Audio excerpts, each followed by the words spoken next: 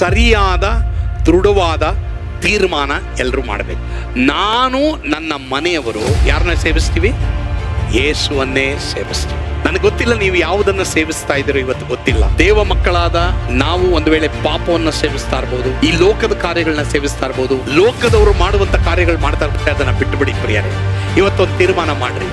ನನಗಾಗಿ ಪ್ರಾಣ ಕೊಟ್ಟಂತ, ರಕ್ತವನ್ನು ಸುರಿಸಿದಂತ, ಮಾತ್ರವಲ್ಲದೆ ಕಲ್ವಾರಿ ಶಿಲುಬೆಯ ಮೇಲೆ ಶ್ರಮೆ ಪಟ್ಟು ಸತ್ತು ಸಮಾಧಿಯಲ್ಲಿಪಟ್ಟು ಮೂರನೇ ದಿನ ಎದ್ದು ಬಂದಾತನಾದ ಯೇಸು ಕ್ರಿಸ್ತನನ್ನೇ ನಾನು ಸೇವಿಸ್ತೀನಿ ಎಂಬಂತ ತೀರ್ಮಾನ ನಮ್ಮೆಲ್ಲರಿಗೂ ಇರಬೇಕು ಪ್ರಿಯರೇ. ದೇವರ ವಾಕ್ಯದಲ್ಲಿ ಬರೆದಿದೆ ಪ್ರಿಯರೇ, ದೇವರ ವಾಕ್ಯವನ್ನ ಯಾರ್ಯಾರು ಕಾಪಾಡ್ತಾರೋ ಅವ್ರ ಮುಂದೆ ದೇವರು ಒಂದು ಬಾಗಿಲು ತೆರೆದಿಟ್ಟಿದ್ದಾರೆ. ಸೊ ಹಾಗಾದ್ರೆ ಇವತ್ತೊಂದು ತೀರ್ಮಾನ ಮಾಡ್ರಿ. ಈ ಲೋಕದಲ್ಲಿ ಒಳ್ಳೇದಾಗಲಿ ಕೆಟ್ಟದಾಗಲಿ ಏನಾಗ್ತದೋ ಏನೋ, ಆದರೆ ನಮಗೆ ನಿತ್ಯ ಜೀವ ಪರಲೋಕದಲ್ಲಿ. ಆದ್ರಿಂದ ನಾನು ನನ್ನ ಮನೆಯವರು ಕರ್ತನನ್ನೇ ಸೇವಿಸಬೇಕು. The right decision. ಅದೇ ಯೆರೂಸಲೇಮಿನ ಕಡೆಗೆ ಯೇಸು ಸ್ವಾಮಿ ದೃಢವಾದ ಮನಸ್ಸು ಮಾಡಿದ್ರು.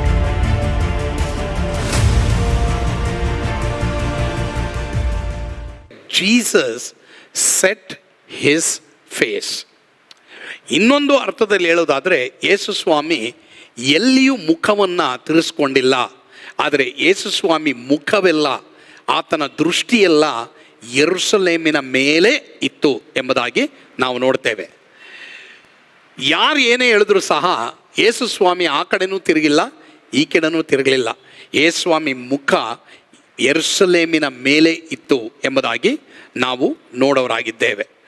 ಯೇಸು ಏಕೆ ಯೆರೂಸಲೇಮಿಗೆ ಹೋಗೋದಕ್ಕೆ ಮನಸ್ಸನ್ನು ದೃಢ ಮಾಡಿಕೊಂಡ್ರು? ನಾವು ಆಗಲೇ ಓದಿದಂಥ ವಾಕ್ಯದಲ್ಲಿ ನೋಡ್ತೇವೆ. ಯೇಸು ಸ್ವಾಮಿ ತಾನೇ ಹೇಳ್ತಾರೆ, ನಾನು ಯೆರೂಸಲೇಮಿಗೆ ಹೋಗ್ತೀನಿ, ಅಲ್ಲಿ ಜನ ನನ್ನನ್ನು ಉಗುಳ್ತಾರೆ, ನನ್ನ ಹೊಡಿತಾರೆ, ಕೊರಡೆಗಳಿಂದ ಹೊರಡ್ತಾರೆ, ಮಾತ್ರವಲ್ಲದೆ ನನ್ನ ಕೊಲೆ ಮಾಡ್ತಾರೆ. ಆದರೂ ಸಹ ನಾನು ಹೋಗ್ತಾ ಇದ್ದೀನಿ. ಆದರೆ ಮೂರನೇ ದಿನ ನಾನು ಎದ್ದು ಬರ್ತೀನಿ ಎಂಬುದಾಗಿ ಯೇಸು ಸ್ವಾಮಿ ಹೇಳ್ತಾರೆ. For example. ಆದರೂ ಯೇಸು ಸ್ವಾಮಿ ದೃಢ ಮಾಡ್ಕೊಳ್ತಾರೆ. ಸರಿ, ಈಗ ಕಾಂತರಾಜ್ ಬ್ರದರ್ ಅವ್ರನ್ನ ತಗೊಳ್ಳೋಣ. ಈಗ ನಾನು ಪ್ರಸಂಗ ಮಾಡ್ತಾ ಇದ್ದೀನಿ, ಯಾರೋ ಬಂದ್ಬಿಟ್ರು. ಕಾಂತರಾಜ್, ಇವಾಗ ನಿನಗೆ ನಿನ್ನ ನೆತ್ತಿಗೆ ಬಂದೂಕು ಇಟ್ಬಿಟ್ಟು ಹೇಳ್ತಾರೆ, ನಿನಗೆ ಇನ್ನು 2 ಅವರಲ್ಲಿ ನಿನ್ನ ಶೂಟ್ ಮಾಡ್ತೀನಿ. ಫಸ್ಟ್ ಬರೋದು ಯಾರು? 2, 3, 4ನೇ ಸೀಟಲ್ಲಿ 2ನೇ ಚೇರಲ್ಲಿ ಕೂತಿದ್ದಾನಲ್ಲ ನಿನ್ನ 2ನೇ ಮಗ. ಹೊಡ್ಬಂದೆ ಏಯ್ ಅಂತಾನ, ಅಥವಾ ನೀನು ಅವನಿಗೆ ಉಂಡು ಅಂತ చెప్తావా? అయితే కొట్టు అనూష అని చెప్తావా? లేదంటే ಸುಮ್ಮನೆ ಇರ್ತೀಯ. ಇನ್ನು 2 ಅವರಲ್ಲಿ ನಾವು ಶೂಟ್ ಮಾಡ್ತೀವಿ, ಏನು ಮಾಡ್ತೀಯ ಅಲ್ವಾ? It's natural. ಬಟ್ ಇನ್ನು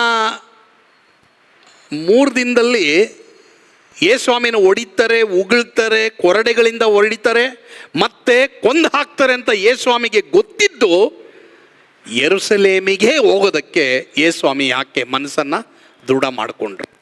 Y did he set his face? ಅವ್ರಿಗೆ ಗೊತ್ತು, ಚೆನ್ನಾಗಿ ಕೊಲೆ ಮಾಡ್ತಾರಂತನೂ ಗೊತ್ತು. ಬಟ್ ಆದರೂ ಯೇಸು ಸ್ವಾಮಿ ಯಾರು ಏನೇ ಅಂದರೂ ಸಹ ಯೆರೂಸಲೇಮಿನ ಕಡೆಗೆ ತನ್ನ ಮನಸ್ಸನ್ನು ದೃಢ ಮಾಡಿಕೊಂಡ್ರು.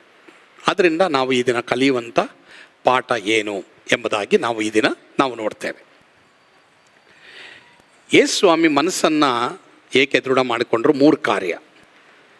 ಒಂದನೇದಾಗಿ ಮತ್ತಾಯ 26:39 ಯೇಸು ಸ್ವಾಮಿ ಗೆತ್ಸೇಮನೆಗೆ ಹೋಗಿ ಅಲ್ಲಿ ಈ ಥರ ಪ್ರಾರ್ಥನೆ ಮಾಡ್ತಾರೆ, ನನ್ನ ತಂದೆ ಸಾಧ್ಯವಾಗಿದ್ದರೆ ಈ ಪಾತ್ರೆ ನನ್ನನ್ನು ಬಿಟ್ಟು ಹೋಗಲಿ, ಹೇಗೂ ನನ್ನ ಚಿತ್ತದಂತಾಗದೆ ನಿನ್ನ ಚಿತ್ತದಂತೆಯೇ ಆಗಲಿ ಎಂಬುದಾಗಿ ಪ್ರಾರ್ಥನೆ ಮಾಡ್ತಾರೆ. ಒಂದನೇದಾಗಿ ಯೇಸು ಸ್ವಾಮಿ ಯೆರೂಸಲೇಮಿಗೆ ಹೋಗೋಕ್ಕೆ ದೃಢ ಮನಸ್ಸು ಮಾಡ್ಕೊಂಡಿದ್ದು ಯಾಕೆ ಅಂದರೆ ದೇವರ ಉದ್ದೇಶ ತನ್ನ ಜೀವಿತದಲ್ಲಿ ನೆರವೇರಬೇಕು. ಅದೊಂದೇ ಯೇಸು ಸ್ವಾಮಿಗಿದ್ದಿದ್ದು. ಪ್ರಿಯ ದೇವರ ಮಕ್ಕಳೇ, ನಿಮ್ಮ ಜೀವಿತದಲ್ಲಿ ಯಾರು ಏನು ಹೇಳ್ತಾರೋ ಯಾರು ಬಿಡ್ತಾರೋ, ದೇವರೇ ನಿನ್ನ ಉದ್ದೇಶ ನನ್ನ ಜೀವಮಾನದಲ್ಲಿ ನೆರವೇರಬೇಕು. ನಾನು ನಂಬಿರೋದು ಯೇಸು ಸ್ವಾಮಿಯನ್ನು. ನೀನು ಹೇಳ್ತೀಯೋ ನೀನು ಹೇಳಲ್ವೋ, ನೀನು ಸಪೋರ್ಟ್ ಮಾಡ್ತೀಯೋ ಸಪೋರ್ಟ್ ಮಾಡಲ್ವೋ, ನೀನು ನನ್ನ ಪರವಾಗಿ ನಿಲ್ತೀಯೋ ನನ್ನ ಪರವಾಗಿ ನಿಲ್ಲಲ್ವೋ, ಒಟ್ಟಿನಲ್ಲಿ ತಂದೆ ಚಿತ್ತದಂತೆ ನಾನು ಮಾಡ್ತೀನಿ. ಅದೇನೇ ಯೇಸು ಸ್ವಾಮಿ ಅಲ್ಲಿ ಹೇಳ್ತಾ ಇರೋದು, ನಾನು ಯೆರೂಸಲೇಮಿನ ಕಡೆಗೆ ನನ್ನ ಮುಖವನ್ನು ತಿರ್ಸ್ಕೊಳ್ತೀನಿ. ಎರಡನೇದಾಗಿ ಇಬ್ರಿಯ 12:2-3 ನಾವು ನೋಡ್ತೇವೆ, ತನ್ನ ಮುಂದೆ ಇಟ್ಟಿದ್ದಂಥ ಸಂತೋಷಕ್ಕೋಸ್ಕರ ಅವಮಾನವನ್ನು ಅಲಕ್ಷ್ಯ ಮಾಡಿ ಶಿಲುಬೆಯ ಮರಣವನ್ನು ಸಹಿಸಿಕೊಂಡು ದೇವರ ಸಿಂಹಾಸನದ ಬಲಗಡೆಯಲ್ಲಿ ಯೇಸುಸ್ವಾಮಿ ಆಸನರೂಢರಾದರು. ಯಾಕೆ ಯೇಸುಸ್ವಾಮಿ ಎರಡನೇದಾಗಿ ಯೆರೂಸಲೇಮಿಗೆ ಹೋಗೋದಕ್ಕೆ ಮನಸ್ಸನ್ನು ದೃಢ ಮಾಡಿಕೊಂಡ್ರೆ ಎಂಬುದಾಗಿ ನಾವು ನೋಡುವಾಗ, ತನ್ನ ಮುಂದೆ ಇಟ್ಟಿದ್ದಂಥ ಸಂತೋಷಕ್ಕೋಸ್ಕರ ಯೆರೂಸಲೇಮಿನ ಕಡೆಗೆ ದೃಷ್ಟಿ ಮಾಡಿದ್ರು. ಅಂದರೆ ಮುಂದೆ ಇಟ್ಟಿದ್ದಂಥ ಸಂತೋಷ ಯಾವುದು? 2000 ವರ್ಷ ಆದಮೇಲೆ ನಾವೆಲ್ಲರೂ ಯೇಸುವೆ ನಿನಗೆ ಆರಾಧನೆ ಆ ಹಾಡು ಆಡ್ತೀವಿ ಅಂತ ಅದನ್ನು ನೋಡಿಬಿಟ್ಟು, ಯೇಸುವೆ ಇನ್ಯಾರೂ ಅಲ್ಲ, ರೋಮನ್ ಸರ್ಕಾರ ಅಲ್ಲ, ಪಿಲಾತ ಅಲ್ಲ, ಔಗುಸ್ತ ಅಲ್ಲ, ಮಾತ್ರ ಅಲ್ಲದೆ ರೋಮನ್ ಸರ್ಕಾರದ ಸಿಪಾಯಿಗಳಲ್ಲ, ಮಹಾಯಾಜಕರಲ್ಲ, ಯಾರೂ ಅಲ್ಲ, ಆದರೆ ಯೇಸುವೆ ನಿನಗೇ ಆರಾಧನೆ ಎಂಬುದಾಗಿ ಹೇಳಿ ನಾವು ಆರಾಧನೆ ಮಾಡೋದನ್ನ ಯೇಸುಸ್ವಾಮಿ ನೋಡಿಬಿಟ್ಟು ಶಿಲುಬೆ ಮರಣವನ್ನು ಅನುಭವಿಸೋದಕ್ಕೋಸ್ಕರ ಯೆರೂಸಲೇಮಿನ ಕಡೆಗೆ ದೃಷ್ಟಿ ಇಟ್ಟರು. ಪ್ರಿಯ ದೇವರ ಮಕ್ಕಳೇ, ನನಗೆ ಗೊತ್ತಿಲ್ಲ ನಿಮ್ಮಲ್ಲಿ ಎಷ್ಟು ಜನ ಈಗ ಕಷ್ಟ ಅನುಭವಿಸ್ತಾ ಇದ್ರೋ ಗೊತ್ತಿಲ್ಲ, ಆದರೆ ನಿಮ್ಮಲ್ಲಿ ಎಷ್ಟೋ ಜನ ನಿಮ್ಮ ಮುಂದೆ ಪರಲೋಕ ಇದೆ. ನಮ್ಮ ಮುಂದೆ ಪರಲೋಕದಲ್ಲಿ ನಾವೆಲ್ಲರೂ ಒಟ್ಟಾಗಿ ಸೇರಿ ಯೇಸುವನ್ನು ಆರಾಧನೆ ಮಾಡ್ತೀವಿ. ಪ್ರಿಯರೇ, ಮಾತ್ರವಲ್ಲದೆ ಈಗ ನೀನು ಕಷ್ಟ ಅನುಭವಿಸ್ತಾ ಇರ್ಬೋದು, ಈಗ ನಿನಗೆ ಅವಮಾನ ಇರ್ಬೋದು, ಈಗ ನಿನ್ನ ಜೀವಮಾನದಲ್ಲಿ ನಿಂದೆ ಇರ್ಬೋದು, ಆದರೆ ಮುಂದೆ ಏನೋ ಒಂದು ಸಂತೋಷ ಇದೆ. ಹಲ್ಲೆಲೂಯಾ! ಮುಂದೆ ಏನೋ ಒಂದು ಸಂತೋಷ ಇದೆ. ಈಗ ಒಂದು ಕಷ್ಟ ನೋಡಿ, ಈಗ ಒಂದು ಸಮಸ್ಯೆ ನೋಡಿ, ಈಗ ಒಂದು ನಿಂದೆ ನೋಡಿ ದಯವಿಟ್ಟು ಯೇಸುಸ್ವಾಮಿನ ಬಿಡಬೇಡ. ನಿನಗೇನೋ ಒಂದು ಸಂತೋಷ ದೇವರಿಟ್ಟಿದ್ದಾರೆ. ಸುಮಾರು 30 ವರ್ಷದ ಹಿಂದೆ ನಾನು ಬೈಬಲ್ ಸ್ಕೂಲ್ ಓದ್ತಾ ಇದ್ದೆ ಡೆಲ್ಲಿನಲ್ಲಿ. ಪ್ರತಿ ಶನಿವಾರ ನಾವು ಡೆಲ್ಲಿನಲ್ಲಿ ಸ್ಟ್ರೀಟ್ಗೆ ಹೋಗಿ ಏನು ಮಾಡಬೇಕಾಯ್ತು, ಸ್ಟ್ರೀಟ್ಗೆ ಹೋಗಿ ಬೀದಿಗೆ ಹೋಗಿ ಸುವಾರ್ತೆ ಸಾರಬೇಕಾಯ್ತು. ಆ ಟೈಮಲ್ಲಿ ನನ್ನ ಜೊತೆ ಒಬ್ಬ ಲಾಲು ಅಂತಿದ್ದ, ನನಗಿಂತ ಚಿಕ್ಕವನು ಅವನು. ನಾನು ಸೆಕೆಂಡ್ ಇಯರ್ ಓದ್ತಾ ಇದ್ದೆ, ನಾನು 4th ಇಯರ್ ಓದ್ತಾ ಇದ್ದೆ, ಅವನು ಸೆಕೆಂಡ್ ಇಯರ್ ಓದ್ತಾ ಇದ್ದ.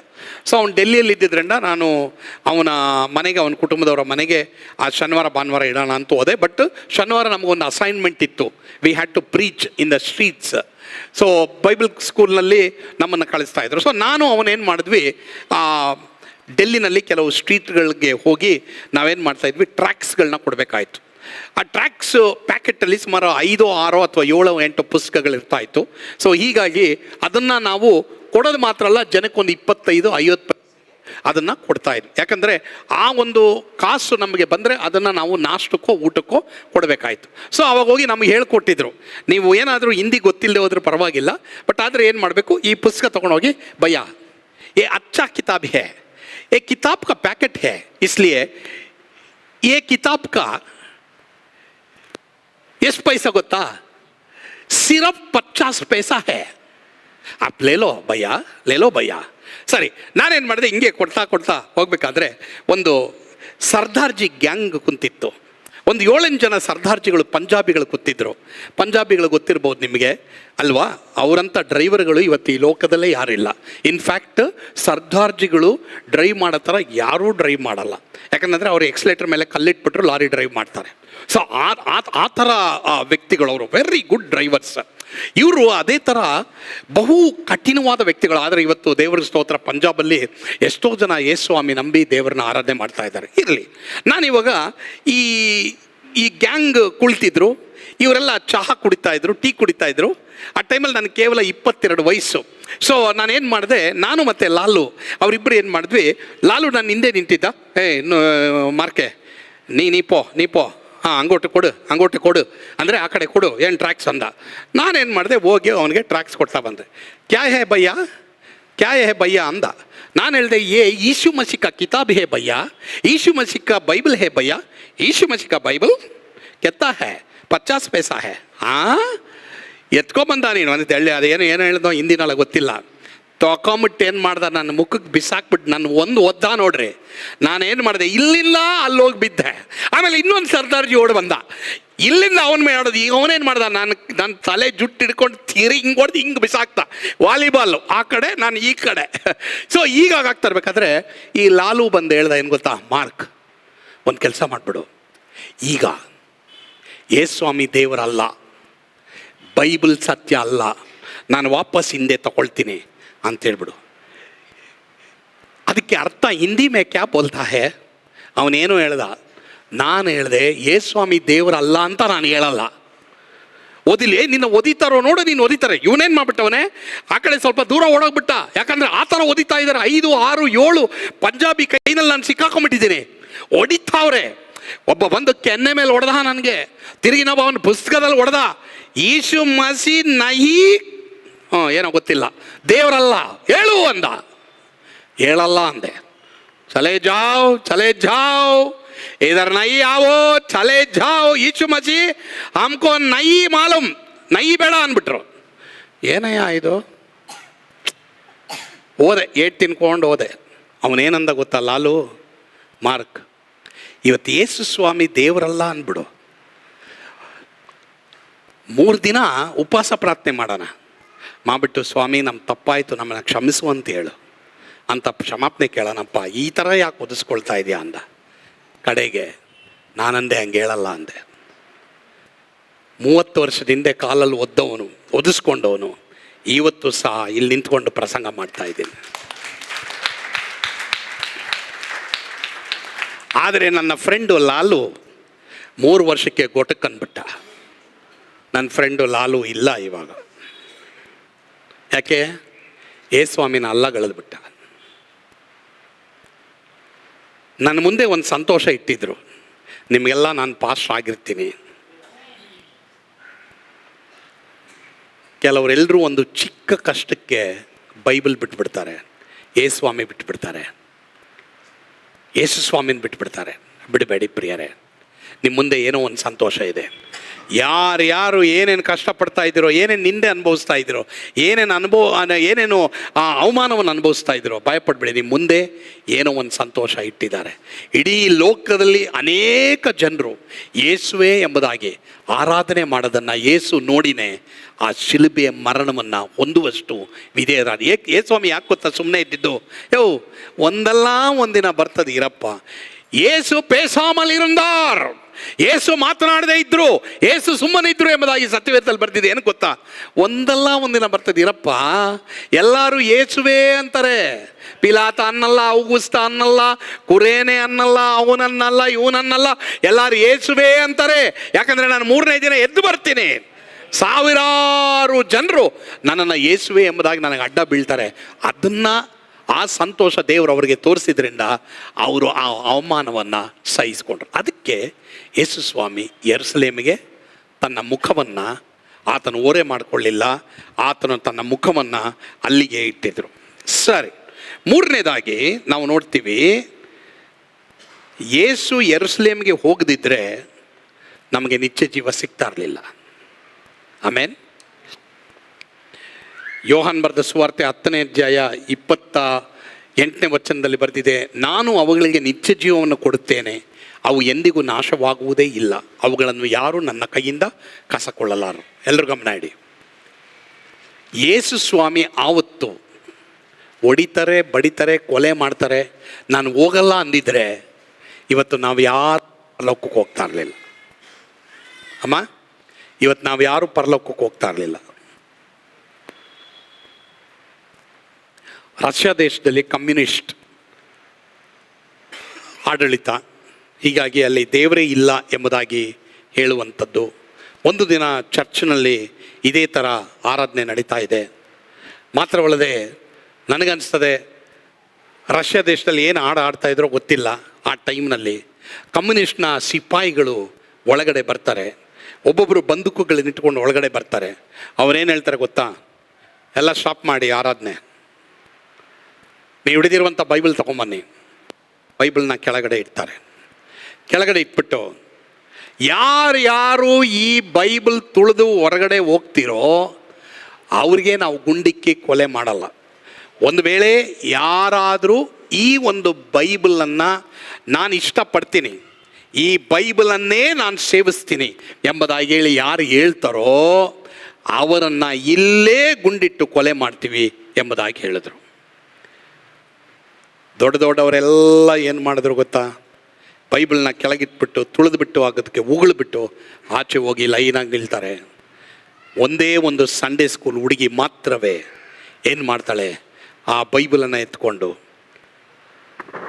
ಅದಕ್ಕೆ ಮುತ್ತಿಟ್ಟು, ಈ ಬೈಬಲ್ ನನಗೆ ಒಳ್ಳೆ ದಾರಿ ಹೇಳ್ಕೊಡ್ತು, ಈ ಬೈಬಲ್ ನನ್ನ ನಿತ್ಯ ನರಕದಿಂದ ಬಿಡುಗಡೆ ಮಾಡ್ತು, ಈ ಬೈಬಲ್ ನನಗೆ ನಿತ್ಯ ಜೀವ ಕೊಡುವಂಥದ್ದು, ಈ ಬೈಬಲನ್ನು ನಾನು ಕೆಳಗಿಟ್ಟು ತುಳಿಯೋದಿಲ್ಲ ಎಂಬುದಾಗಿ ಹೇಳಿ ಆ ಮಗು ಏನು ಮಾಡ್ತದೆ, ಆ ಬಂದೂಕು ಆಕೆಯ ನೆತ್ತಿ ಮೇಲೆ ಇದೆ, ಆದರೂ ಸಹ ಆಕೆ ಏನು ಮಾಡ್ತಾಳೆ, ಆ ಸತ್ಯವೇದವನ್ನು ಹಿಡಿದುಕೊಂಡು ಯೇಸುವೆ ನನ್ನ ಪ್ರಾಣವನ್ನು ನಿನ್ನ ಕೈಗೆ ಒಪ್ಪಿಸ್ತೀನಿ ಅಂತೇಳಿ ಆಕೆ ಏನು ಮಾಡ್ತಾಳೆ, ಬೈಬಲನ್ನು ಗಟ್ಟಿಯಾಗಿ ಹಿಡಿದುಕೊಂಡು ಸಿಪಾಯಿಗಳೇ ನೀವೇನು ಬೇಕಾದರೂ ಮಾಡಿ ಅಂತ ಹೇಳ್ತಾಳೆ. ಅದನ್ನು ನೋಡಿದಂಥ ಸಿಪಾಯಿಗಳು ಹೊರಗಡೆ ಅವರ ಲೀಡರ್ ಕಳಿಸ್ತಾರೆ. ಯಾರ್ಯಾರು ಹೊರಗಡೆ ಹೋದರೋ ಅವರೆಲ್ಲರಿಗೂ ಒಂದು ಮಾತು ಹೇಳ್ತಾರೆ, ನೀವು ದ್ರೋಹಿಗಳು, ನಿಮ್ಮನ್ನು ರಕ್ಷಿಸಿದಂಥ ಯೇಸು ಸ್ವಾಮಿಗೆ ನೀವು ದ್ರೋಹಿಗಳು, ನಿಮಗೆ ನಿತ್ಯ ಜೀವ ಕೊಟ್ಟಂಥ ಯೇಸು ಸ್ವಾಮಿಗೆ ನೀವು ದ್ರೋಹ ಮಾಡಿಬಿಟ್ರಿ ಅಂತೇಳಿ ಒಬ್ಬೊಬ್ಬರನ್ನು ಕಾನ್ ಶೂಟ್ ಮಾಡಿಬಿಡ್ತಾರೆ. ಆಮೇಲೆ ಈ ಸಿಪಾಯಿಗಳು ಬಂದು ಏನು ಮಾಡ್ತಾರೆ, ಆ ಹೆಣ್ಣು ಮಗು, ಆ ಚಿಕ್ಕ ಹೆಣ್ಣುಮಗುವಿಗೆ, ಅಮ್ಮ ನೀನೇ ನಿಜವಾದ ವಿಶ್ವಾಸಿ, ನೀನೇ ನಿಜವಾದ ಯೇಸುವಿನ ಶಿಷ್ಯಳು, ನೀನೇ ನಿಜವಾಗ್ಲೂ ಯೇಸು ಸ್ವಾಮಿ ಮಗಳು ಎಂಬುದಾಗಿ ಹೇಳಿ ಆಕೆಗೆ ಅವ್ರೇನು ಮಾಡ್ತಾರೆ, ನಮಸ್ಕರಿಸಿ ಕಡೆಗೆ ಆಕೆ ಮುಂದೆನೇ ಎಲ್ಲರೂ ಮೊಣಕಾಲೂರಿ ಯೇಸುವನ್ನು ಸ್ವೀಕಾರ ಮಾಡ್ತಾರೆ.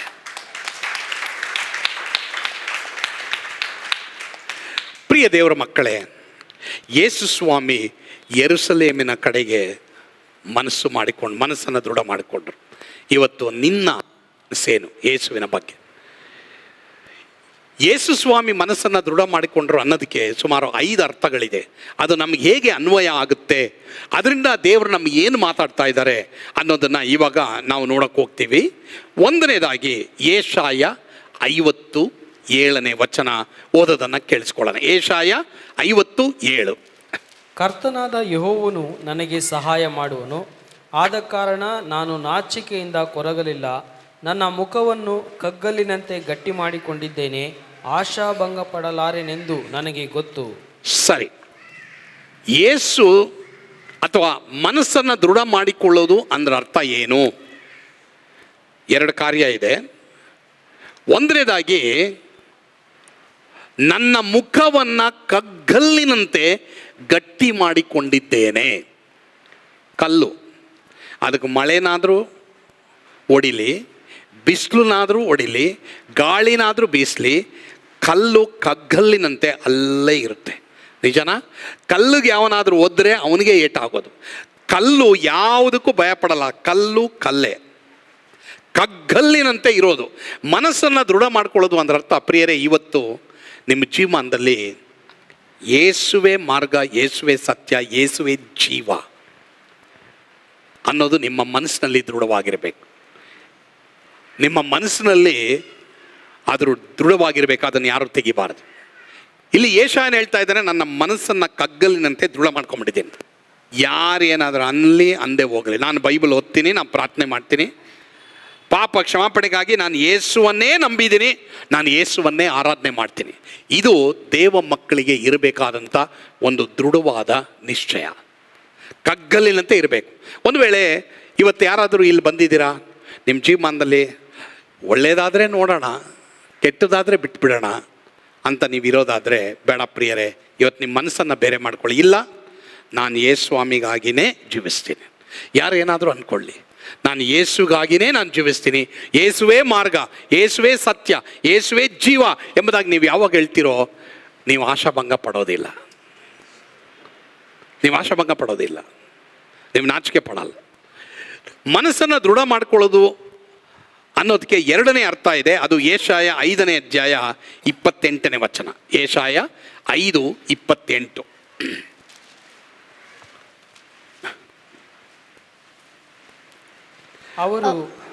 ಅವರ ಅಂಬುಗಳು ಮೊನೆಯಾಗಿವೆ, ಬಿಲ್ಲುಗಳು ಬಿಗಿದಿವೆ, ಕುದುರೆಗಳು ಗೊರಸೆಗಳು ಕಲ್ಲಿನಂತಿವೆ, ಚಕ್ರಗಳು ಬಿರುಗಾಳಿಯಂತೆ ರಭಸವಾಗಿವೆ. 27 ಓದಪ್ಪ. 5:27. ಅವರಲ್ಲಿ ಯಾರು ಬಳಲಿ ಮುಗ್ಗರಿಸರು, ಯಾರು ತೂಕಡಿಸಿ ನಿದ್ರಿಸರು, ಅವರ ನಡುಕಟ್ಟು ಬಿಚ್ಚಿಲ್ಲ, ಅವರ ಕೆರದ ಬಾರು ಕಿತ್ತಿಲ್ಲ. ನಮ್ಮ ಮನಸ್ಸನ್ನು ದೃಢ ಮಾಡ್ಕೊಳ್ಳೋದು ಅಂದ್ರೆ ಅರ್ಥ, ಯಾರು ಬಗಳಲಿ ಮುಗ್ಗರಿಸಬಾರದು, ಯಾರು ತೂಕಡಿಸಿ ನಿದ್ರಿಸಬಾರದು, ಅವರ ನಡುಕಟ್ಟು ಬಿಚ್ಚಿಲ್ಲ, ಅವರ ಕೆರದ ಬಾರು ಕಿತ್ತಿಲ್ಲ. ಪ್ರಿಯರೇ, ಆ ರೀತಿಯ ಒಂದು ಮನಸ್ಸು ನನಗೆ ನಿನಗಿರಬೇಕು. ಆ ರೀತಿಯ ಒಂದು ದೃಢವಾದ ಮನಸ್ಸು ನನಗೆ ನಿನಗಿರಬೇಕು ಇವತ್ತು ಪ್ರಿಯರೇ. ನಾವು ಬೈಬಲ್ ಓದೋದಾಗಲಿ, ನಾವು ಪ್ರಾರ್ಥನೆ ಮಾಡೋದಾಗಲಿ, ನಾವು ಆರಾಧನೆ ಮಾಡೋದಾಗಲಿ, ಪ್ರಿಯರೇ, ಯಾರು ಏನೇ ಹೇಳಿದ್ರು ಪರವಾಗಿಲ್ಲ, ನನ್ನ ಮನಸ್ಸು ನಾನು ದೃಢ ಮಾಡ್ಕೊಂಡಿದ್ದೀನಿ. ಕೊರಿಯಾ ದೇಶದಲ್ಲಿ ಇವತ್ತು ಕೊರಿಯಾ ದೇಶದ ಹಣ ನೋಡಿದ್ರೆ ಭಾಳ ವ್ಯಾಲ್ಯೂ ಕಡಿಮೆ. ಯಾರಾದರೂ ನಿಮಗೆ ಕೊರಿಯಾ ದೇಶದ 1,00,000 ನೋಟ್ ಕೊಟ್ಟರೆ ತೊಗೋಬೇಡಿ, ಯಾಕಂದರೆ ವ್ಯಾಲ್ಯೂ ಇಲ್ಲ, ಅದಕ್ಕೆ ವ್ಯಾಲ್ಯೂನೇ ಇಲ್ಲ. ಕೊರಿಯಾ ದೇಶದ ಹಣಕ್ಕೆ ವ್ಯಾಲ್ಯೂನೇ ಇಲ್ಲ. ಅಲ್ಲಿ ಆ ಹಣ ಚಲಾವಣೆ ಆದರೂ ಸಹ ಈ ದೇಶದಲ್ಲಿ, ನಮ್ಮ ಭಾರತ ದೇಶದಲ್ಲಿ ಆ ಹಣಕ್ಕೆ ವ್ಯಾಲ್ಯೂನೇ ಇಲ್ಲ.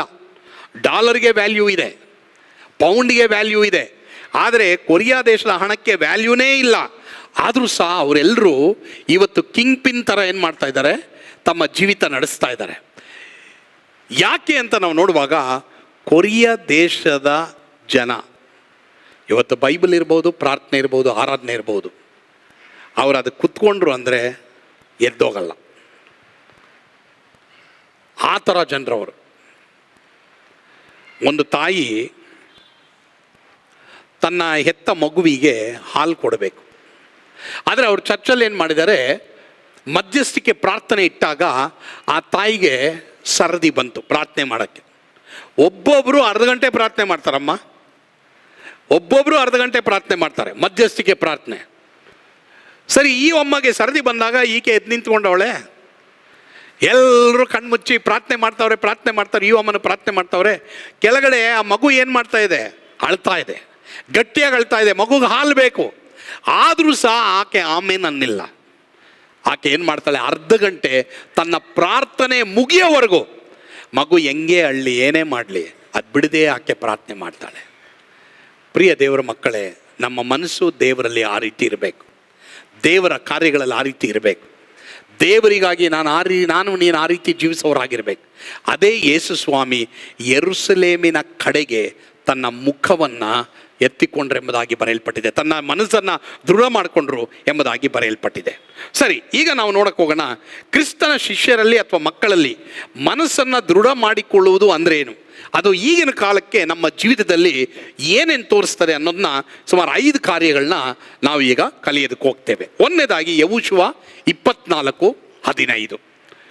ಯೆಹೋವನನ್ನ ಸೇವಿಸುವುದು ನಿಮಗೆ ಸರಿ ಕಾಣದಿದ್ದರೆ ಯಾರನ್ನ ಸೇವಿಸಬೇಕೆಂದಿದ್ದೀರಿ? ಇವತ್ತೇ ಆರಿಸಿಕೊಳ್ಳಿರಿ. ನಿಮ್ಮ ಪೂರ್ವಿಕರು ಯೂಫ್ರೆಟಿಸ್ ನದಿಯ ಆಚೆಯಲ್ಲಿ ಸೇವಿಸುತ್ತಿದ್ದ ದೇವತೆಗಳು ಈ ದೇಶದ ಮೂಲ ನಿವಾಸಿಗಳಾದ ಅಮೋರಿಯರ ದೇವತೆಗಳು. ಹೇಳಿರಿ, ನಾನು ನನ್ನ ಮನೆಯವರು ಕರ್ತನನ್ನೇ ಸೇವಿಸುವೆವು ಅಂದನು. ಒಂದನೇದಾಗಿ, you have to make a right decision. ಸರಿಯಾದ ದೃಢವಾದ ತೀರ್ಮಾನ ಎಲ್ಲರೂ ಮಾಡಬೇಕು. ನಾನು ನನ್ನ ಮನೆಯವರು ಯಾರನ್ನ ಸೇವಿಸ್ತೀವಿ? ಯೇಸುವನ್ನೇ ಸೇವಿಸ್ತೀವಿ. ನನಗೆ ಗೊತ್ತಿಲ್ಲ ನೀವು ಯಾವುದನ್ನು ಸೇವಿಸ್ತಾ ಇದ್ದೀರೋ ಇವತ್ತು ಗೊತ್ತಿಲ್ಲ.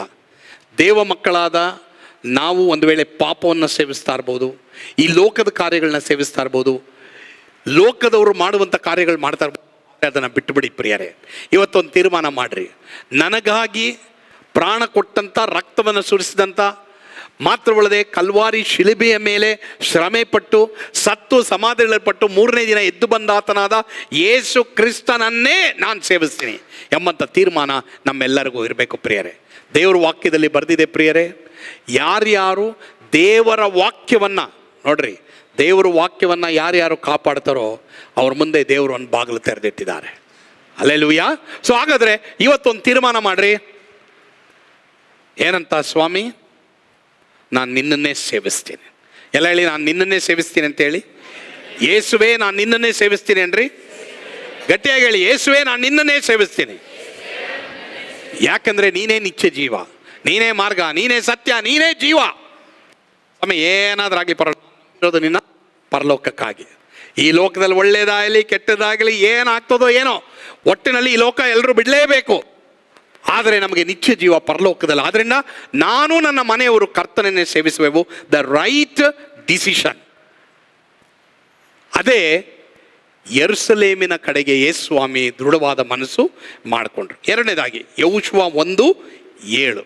ಯೆಹೋಶುವ 1:7. ನನ್ನ ಸೇವಕನಾದ ಮೋಶೆ ನಿನಗೆ ಬೋಧಿಸಿದ ಧರ್ಮೋಪದೇಶವನ್ನೆಲ್ಲ ಕೈಕೊಂಡು ನಡೆಯುವುದರಲ್ಲಿ ಸ್ಥಿರಚಿತ್ತನಾಗಿರು.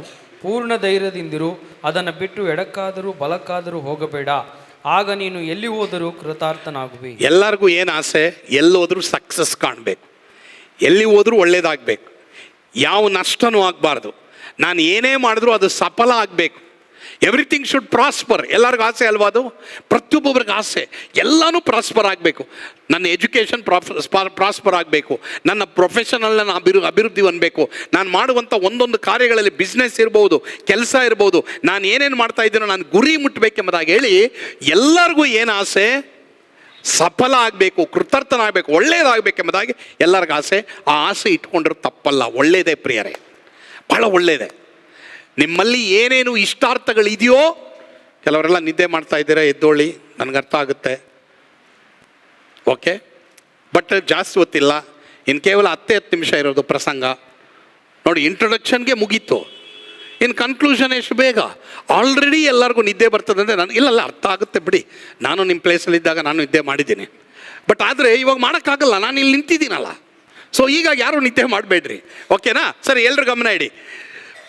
ದೇವ ಮಕ್ಕಳಾದ ನಾವು ಇವತ್ತಿನ ದಿನ ರೈಟ್ ಡೈರೆಕ್ಷನ್ ನಮಗಿರಬೇಕು.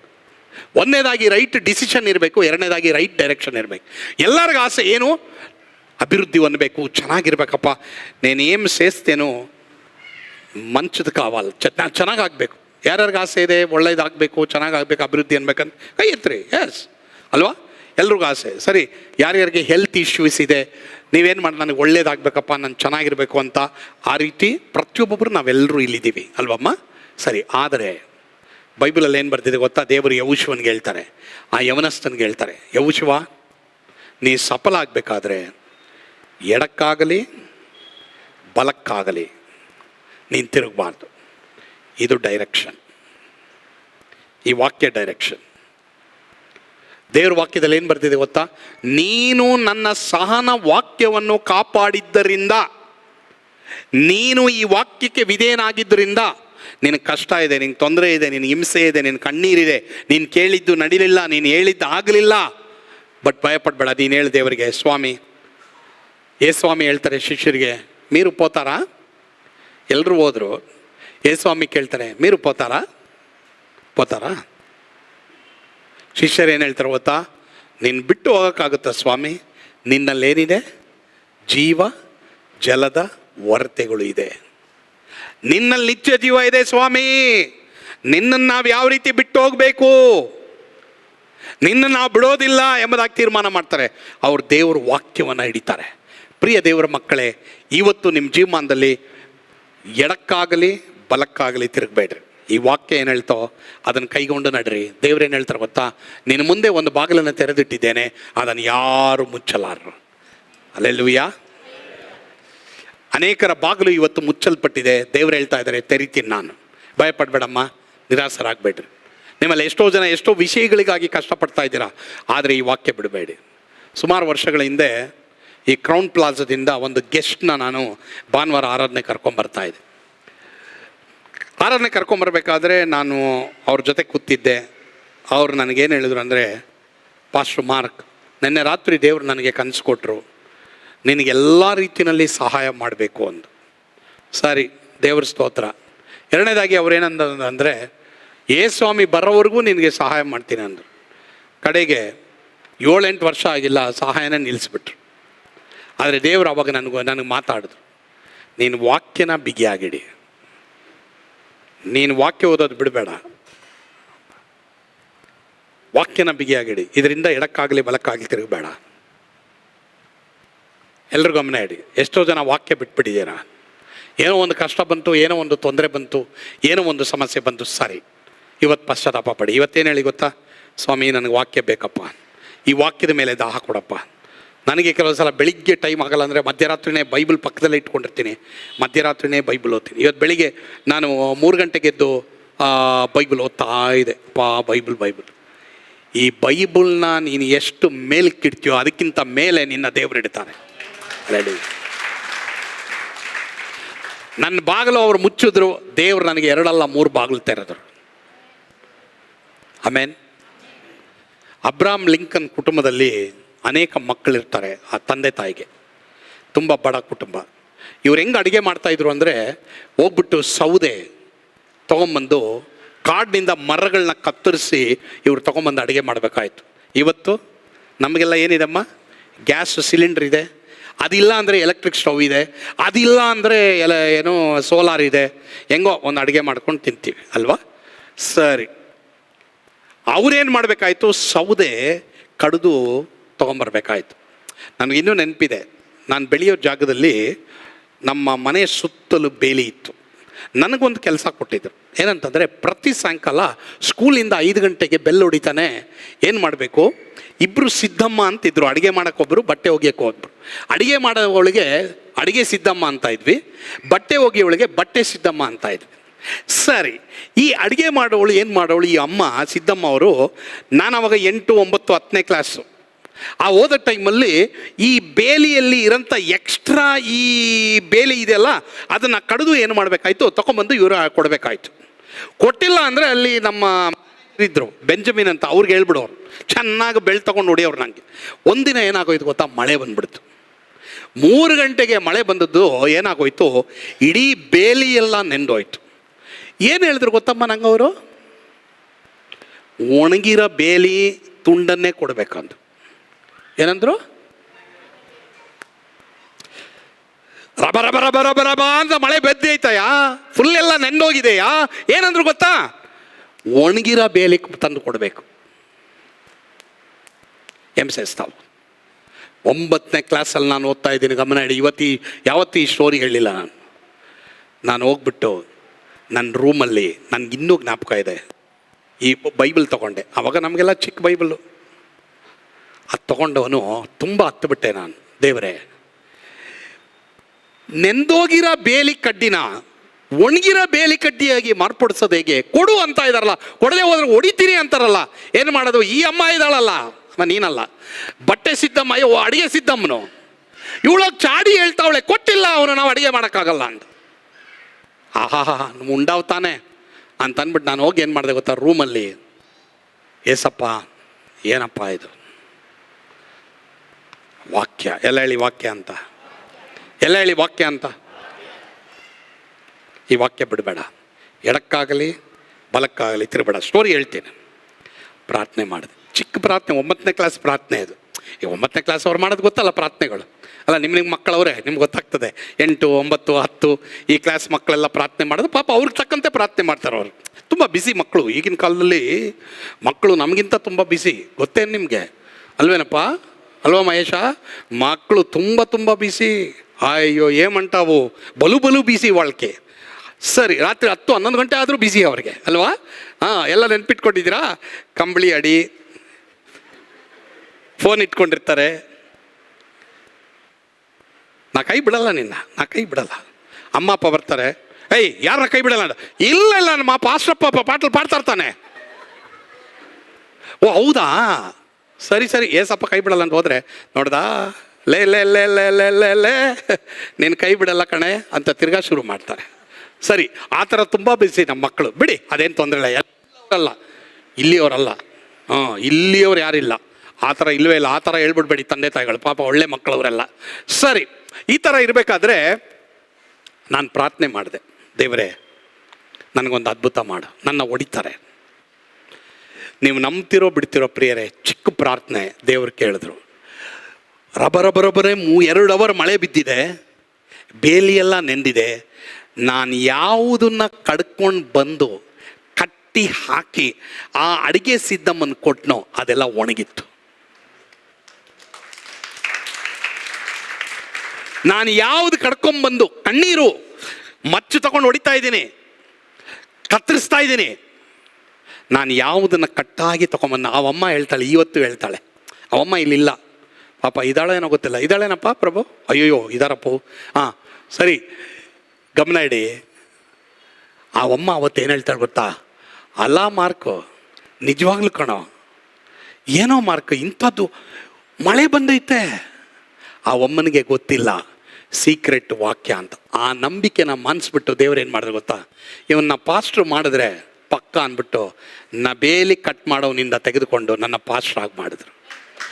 ಈ ವಾಕ್ಯ ಅಮ್ಮ, ಈ ವಾಕ್ಯ ಇಲ್ಲಿರೋರೆಲ್ರಿಗೂ ವಯಸ್ಸಾಗಿಲ್ಲ, ಭಯಪಡಬೇಡಿ. ಇನ್ನೂ ನಿಮಗೆ ಎಷ್ಟೋ ಇದೆ ನಿಮ್ಮ ಜೀವಮಾನದಲ್ಲಿ, ಇನ್ನೂ ಎಷ್ಟೋ ಕಾರ್ಯಗಳು ದೇವರು ನಿಮ್ಮ ಜೀವಮಾನದಲ್ಲಿ ಮಾಡಬೇಕು ಅಂತಿದ್ದಾರೆ. ಮಕ್ಕಳೇ, ವಾಕ್ಯ ಬಿಡಬೇಡಿ. ದೊಡ್ಡವರೇ, ವಾಕ್ಯ ಬಿಡಬೇಡಿ. Don't forsake God's word. Don't turn to left, don't turn to right. Abraham Lincoln ಅದೇ ಥರ ಅವನ ಕುಟುಂಬದಲ್ಲಿ 4 ಗಂಟೆ ಎದ್ದೊಳ್ಬೇಕು.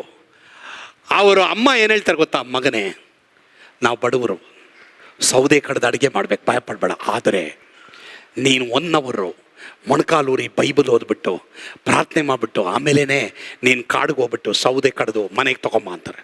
Right direction, right decision, right direction ಎಲ್ಲ ಗಮನ ಇಡಿ.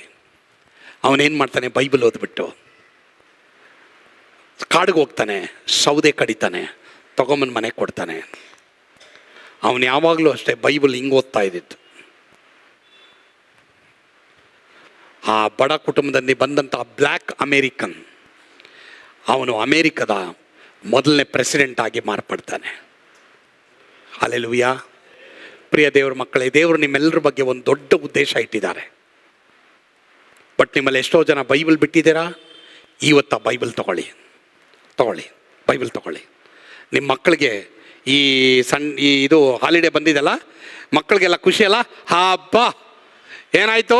ರಜಾ ಬಂತು, ಸೂಪರ್. ತಂದೆ ತಾಯಿಗಳಿಗೆ ತಲೆನೋವು. ನನ್ನ ಮನೇಲಿ ಏನು ಮಾಡಿದ್ದೀನಿ ಗೊತ್ತಾ?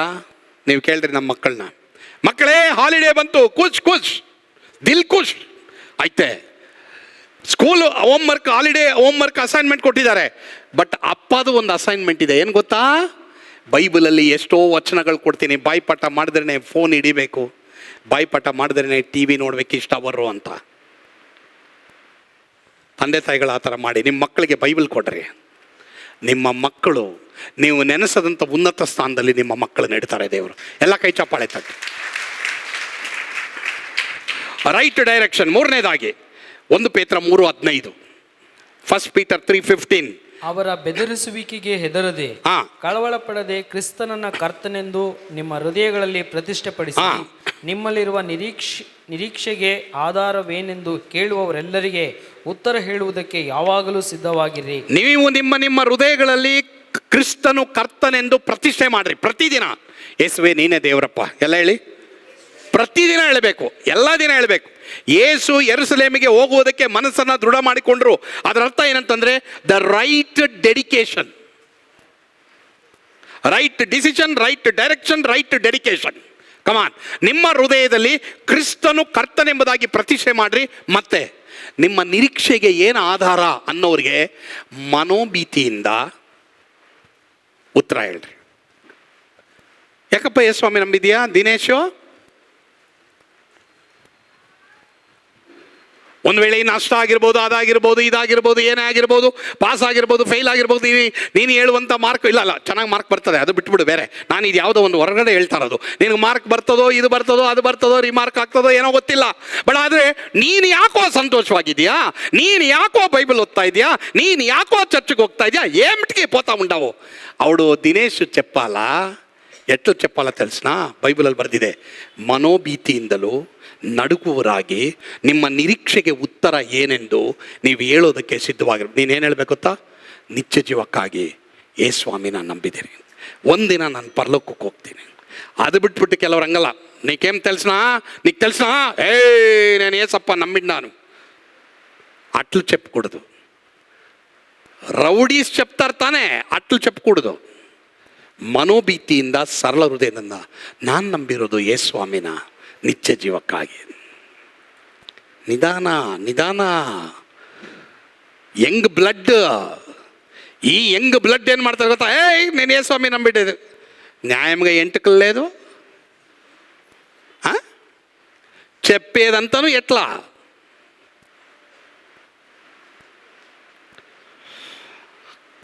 ಯಾವುದೋ ಒಂದು ದೇಶದಲ್ಲಿ ಒಬ್ಬ ಬಂದಪ್ಪ ನನ್ನ ಹತ್ರ, ಮೊಣಕಾಲು ಊರ್ಬಿಟ್ಟ, ಹಿಂಗೆ ಅಂದಪ್ಪ, ಈ ಕೂದಲು ಹೆಂಗೆ ಹೋಗುತ್ತೆ ಗೊತ್ತಾ? ಹಿಂಗೆ ಹೋಗುತ್ತಪ್ಪ ಅಂತಂದ್ರೆ ಹಿಂಗೆ ರರ್ ಅಂತ ಹೋಗುತ್ತೆ. ಹೋಗ್ಬಿಟ್ಟು ಹಿಂಗೆ ಅಂದ ನೋಡು, ಕೂದಲೆಲ್ಲ ಹಿಂದೆ ಹೋಯ್ತು. C Jesus is telling mark. ನನಗೆ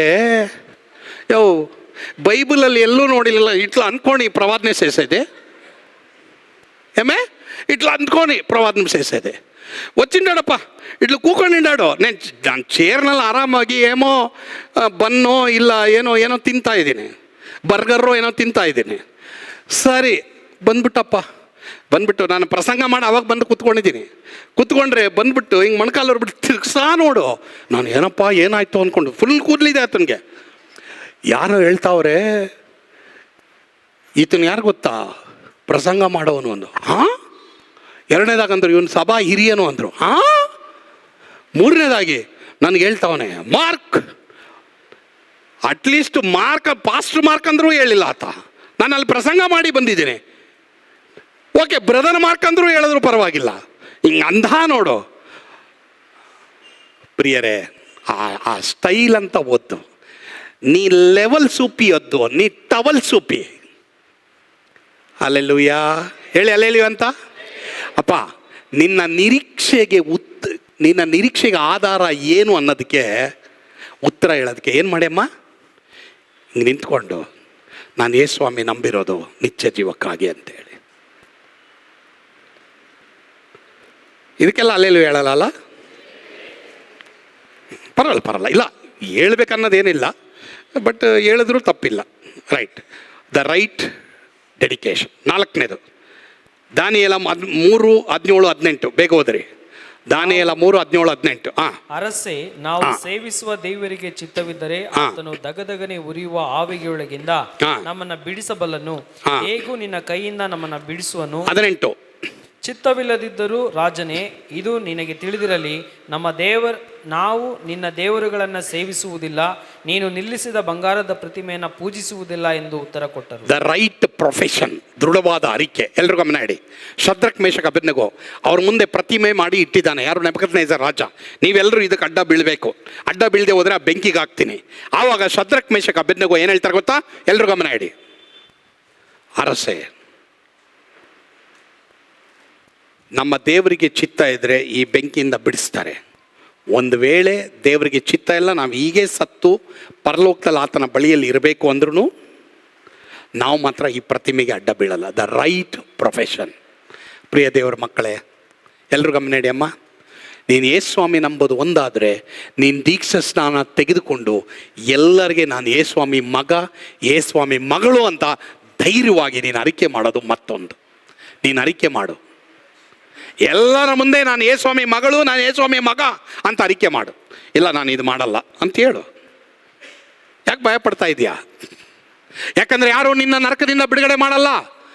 ಯಾರು ನಿನ್ನ ನರಕದಲ್ಲಿ ನಿನಗೆ ಒಂದು ಹನಿ ನೀರು ಕೊಡಲ್ಲ. ಯಾರು ನಿತ್ಯ ನರಕದಲ್ಲಿ ಬಂದು ದಯವಿಟ್ಟು ನನಗೆ ರೆಕಮೆಂಡ್ ಮಾಡು ಅಂದ್ರೆ ಯಾರೂ ಮಾಡೋದಿಲ್ಲ. ಯಾಕಂದರೆ ಅವರೇ ನರಕದಲ್ಲಿರ್ತಾರೆ.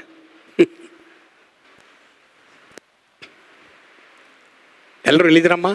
ಗಮನ ಇಡಿ. ಇವತ್ತು ನೀವು ಧೈರ್ಯವಾಗಿ ಹೇಳುವಂಥ ಕಾಲ ಹತ್ರ ಬಂದಿದೆ. ನಿಮ್ಮ ನಂಬಿಕೆಯನ್ನು ನೀವು ಹೃದಯದೊಳಗೆ ಇಡುವಂಥ ಕಾಲ ಅಲ್ಲ ಇದು. ಧೈರ್ಯವಾಗಿ ಯೇಸುವೇ ದೇವರು, ಯೇಸುವೇ ಮಾರ್ಗ, ಸತ್ಯ, ಜೀವ ಎಂಬುದಾಗಿ ಹೇಳುವಂಥ ಕಾಲ ಹತ್ರ ಬಂದಿದೆ. ಇದು ನಿಮಗೆ ಪರೀಕ್ಷೆ ಕಾಲ, ಟೆಸ್ಟ್ ಕಾಲ. ನೀವು ಧೈರ್ಯವಾಗಿ ಹೇಳಿ. Last, the right profession and last one, ಪ್ರಕಟಣೆ 2:10-11. ನಾವೆಲ್ಲರೂ ಎದ್ದು ನಿಂತ್ಕೊಳ್ಳೋಣ. ಪ್ರಕಟಣೆ 2:10-11 ಇದನ್ನು ಎಲ್ಲರೂ ಒಟ್ಟಾಗಿ ಓದೋಣ. ಪ್ರಕಟಣೆ 2:10-11. Revolution chapter 2 versus 10 and 11. ಎಲ್ಲರೂ ಈಗ ಗಟ್ಟಿಯಾಗಿ ಒಟ್ಟಾಗಿ ಓದೋಣ. ನಿನಗೆ ಸಂಭವಿಸೋದಕ್ಕಿರುವ ಬಾಧೆಗಳಿಗೆ ಹೆದರಬೇಡ. ಇಗೋ, ನೀನು ದುಷ್ಪ್ರೇರಣೆಗೆ ಒಳಗಾಗುವಂತೆ ಸೈತಾನನು ನಿಮ್ಮಲ್ಲಿ ಕೆಲವರನ್ನು ಸೆರೆಮನೆಯೊಳಗೆ ಹಾಕುವುದಕ್ಕಿದ್ದಾನೆ ಮತ್ತು 10 ದಿವಸಗಳ ತನಕ ನಿಮಗೆ ಸಂಕಟವಿರುವುದು. ನೀವು ಸಾಯಬೇಕಾದರೂ ನಂಬಿಗಸ್ತನಾಗಿರು. ನಾನು ನಿನಗೆ ಜೀವವೆಂಬ ಜಯಮಾಲೆಯನ್ನು ಕೊಡುವೆನು. ದೇವರಾತ್ಮನು ಸಭೆಗಳಿಗೆ ಹೇಳುವುದನ್ನು ಕಿವಿಯುಳ್ಳವನು ಕೇಳಲಿ. ಜಯ ಹೊಂದುವವನಿಗೆ 2ನೇ ಮರಣದಿಂದ ಕೇಡಾಗುವುದೇ ಇಲ್ಲ. ಸರಿ, ಎಲ್ಲರೂ ಗಮನ ಇಡಿ. ಎಲ್ಲರೂ ಓದಿದ್ರಲ್ಲ, 2ನೇ ಮರಣ ಇದೆ. ಒಂದು ಸಾರಿ ಹುಟ್ಟಿ 2 ಮರಣವನ್ನು ಅನುಭವಿಸೋದಕ್ಕಿಂತ 2 ಸಾರಿ ಹುಟ್ಟಿ 1 ಮರಣ ಅನುಭವಿಸೋದೇ ಮೇಲು. ತಿರ್ಗಾ ಹೇಳ, 1 ಸಾರಿ ಹುಟ್ಟಿ 2 ಮರಣವನ್ನು ಅನುಭವಿಸೋದಕ್ಕಿಂತ 2 ಸಾರಿ ಹುಟ್ಟಿ 1 ಮರಣವನ್ನು ಅನುಭವಿಸೋದು ಲೇಸ್. ಇದರ ಅರ್ಥ ಏನು? ಬಹಳ ಸಿಂಪಲ್. ಅನೇಕರು ಯೇಸುವನ್ನ ಬೇಡ ಎಂಬುದಾಗಿ ಹೇಳಿ, ತಾಯಿಯ ಗರ್ಭದಿಂದ ಅವ್ರು ಹುಟ್ಟಿರ್ತಾರೆ, ಯೇಸುವನ್ನ ಬೇಡ ಎಂಬುದಾಗಿ ಹೇಳಿ ಅವ್ರು ತಿರಸ್ಕಾರ ಮಾಡೋದ್ರಿಂದ 1ನೇ ಮರಣ ದೇಹವನ್ನು ಅವ್ರು ಬಿಟ್ಟು ಹೋಗ್ತಾರೆ, ಸತ್ತೋದ್ರು ಅಂತ ಅರ್ಥ. 2ನೇ ಮರಣನೇ ನಿತ್ಯ ನರಕ. ಬರೀ 1 ಸಾರಿ ಹುಟ್ಟಿರೋದು ಅವರು. ಆದರೆ 2 ಸಾರಿ ಹುಟ್ಟಿ 1 ಮರಣವನ್ನು ಅನುಭವಿಸೋದು ಸಾರ್ಥಕ ಅಂದ್ರೆ ಅರ್ಥ ಏನು ಗೊತ್ತಾ? ದೈಹಿಕವಾಗಿ ತಾಯಿಯ ಗರ್ಭದಿಂದ ಹುಟ್ಟಿ ತಿರುಗಿ ಯೇಸು ಕ್ರಿಸ್ತನನ್ನ ಸ್ವಂತ ರಕ್ಷಕನಾಗಿ ಅಂಗೀಕರಿಸಿ ಹೊಸದಾಗಿ ಹುಟ್ಟೋದು 2ನೇದಾಗಿ. 3ನೇದಾಗಿ ಬರೀ 1 ಮರಣ ಅವ್ರಿಗಿರೋದು, 2ನೇ ಮರಣ ಇಲ್ಲ ಅವ್ರಿಗೆ. ನೀನಿವತ್ತು ಹೊಸದಾಗಿ ಹುಟ್ಟಬೇಕು. ಸಾಯಬೇಕಾದ್ರೂ ನಂಬಿಗಸ್ತನಾಗಿರು. ಸಾಯುವಂತ ಸಂದರ್ಭದಲ್ಲಿ ಯೇಸುವೇ ನೀನೇ ದೇವರು.